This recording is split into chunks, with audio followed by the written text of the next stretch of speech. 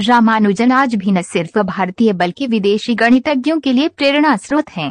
शुरू में रामानुजन सामान्य बच्चों की तरह ही थे, यहाँ तक कि 3 साल की उम्र तक उन्होंने बोलना भी शुरू नहीं किया था। स्कूल में एडमिशन होता तो पढ़ाने का घिसा पिटा अंदाज उन्हें बिल्कुल भी नहीं भाया। हाँ, ये और बात है कि 10 साल की उम्र में उन्होंने प्राइमरी एग्जाम में पूरे जिले में टॉप किया। 15 साल की उम्र में वो a synopsis of elementary results in pure unapplied mathematics नाम की बेहद पुरानी किताब को पूरी तरह खोद कर पी गए थे। इस किताब में हजारों थ्योरम थे। ये उनकी प्रतिभा का ही फल था कि उन्हें आगे की पढ़ाई के लिए स्कॉलरशिप भी मिली।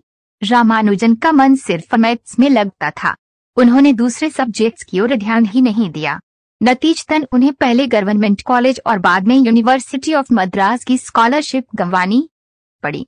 इन सब के बावजूद मैथ्स के प्रति उनका लगाव जरा भी कम नहीं हुआ। 1911 में इंडियन मैथमेटिकल सोसाइटी के जर्नल में उनका 17 पन्नों का एक पेपर पब्लिश हुआ जो बर्नौली नंबरों पर आधारित था। 1912 में रामानुजन मद्रास पोर्ट ट्रस्ट में क्लर्क की नौकरी जरूर करने लगे थे, लेकिन तब तक उनकी पहचान एक मेधावी गणितज्ञ के रूप में होने लगी थी।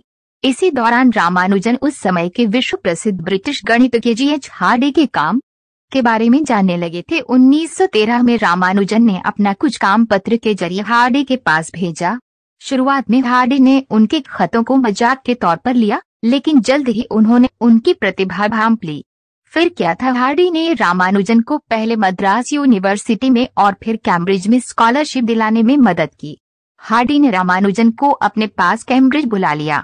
हार्डी के सानिध्य में रामानुजन ने खुद के 20 रिसर्च पेपर पब्लिश किए। 1916 में रामानुजन को कैम्ब्रिज से बैचलर ऑफ साइंस की डिग्री मिली और 1918 में वो रॉयल सोसाइटी ऑफ लंदन के सदस्य बन गए।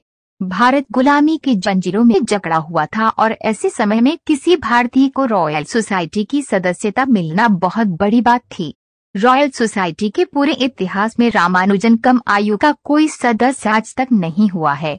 रॉयल सोसाइटी की सदस्यता के बाद वे ट्रिनिटी कॉलेज की फेलोशिप पाने वाले पहले भारतीय भी बने। रामानुजन कड़ी मेहनत कर रहे थे। ब्रिटेन का ठंड और नमी वाला मौसम उन्हें सूट नहीं कर रहा था। 1917 में उन्हें टीबी भी हो गया।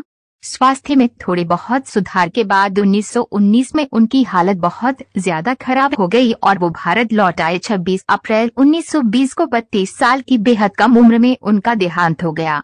बीमारी की हालत में भी उन्होंने मैथ्स से अपना नाता नहीं तोड़ा। बेड पर लेटे लेटे वो थ्योरम लिखते रहते थे। पूछने पर कहते थे कि थ्योरम सपने में आए।